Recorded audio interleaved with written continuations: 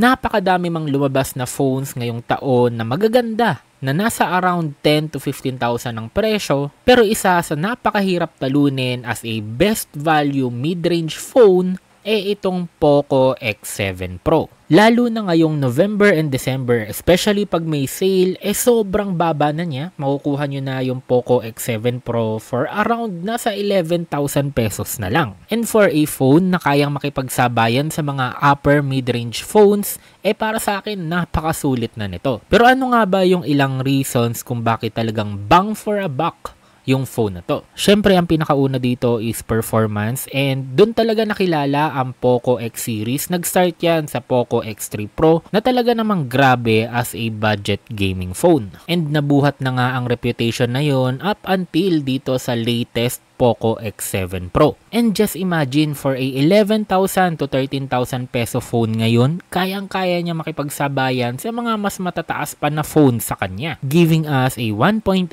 million Antutu benchmark points sa latest version. Meron pa siyang Geekbench multi-core score na almost malapit nang makipag-rival sa S24 Ultra. Dahil yan sa processor niya na MediaTek Dimensity 8400 Ultra. Unahan ko na kayo, yes guys, MediaTek siya, pero compared sa ibang phones na nagamit ko na kapresyo niya, talagang mas power efficient siya and mas hindi umiinit compared dun sa ibang phones. Kayang-kaya niya maglaro ng mga high demanding games at its max settings. Pero syempre, hindi naman siya perfect phone, no? So may mga konting-konting frame drops na hindi nyo naman masyadong mapapansin kung nalilibang na kayo maglaro. Katulad na lang nito guys, so nakikita nyo kung gano'n naman ka-smooth, even may skills, even may mga kalaban, madami nangyayari sa screen, but still, di ba?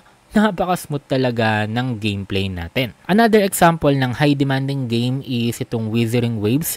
So kaya din naman niyang isagad yung settings, pero hindi siya katulad ng Genshin Impact na I think mas optimized siya dito sa processor na to. Dito kasi sa Withering Waves is very playable naman siya, pero oftentimes mas napapansin ko yung FPS drops niya, yung paglalag niya ng konti, pero i-adjust nyo lang siguro ng konti, ibaba nyo ng konti yung settings niya. I promise, napaka-smooth niya. Dagdag nyo pa dito, meron siyang napaka-solid na camera. Actually, sa TikTok pa nga lang napakadaming edits ng Poco X7 Pro, pero magugulat kayo sa quality na napoproduce. At sa tingin ko, hindi rin naman kayo magkukulang sa battery life niya since meron lang naman siyang 6,000 mAh na battery capacity, and kung magkulang man, napakabilis lang din niya i-charge kasi meron siyang 90 watts na hypercharge. Ang only thing lang siguro na makaka-disappoint sa inyo pagdating sa kanyang battery, until now, wala siyang bypass charging. Usapang display naman, meron siyang 6.67 inches na 120Hz OLED display, and dahil dyan, siguradong mag-e-enjoy kayo dito na manood ng videos and of course, maglaro ng mga games. Pagdating naman sa design choices, wala din kayong talo since may available na black para sa mga gusto ng minimalistic,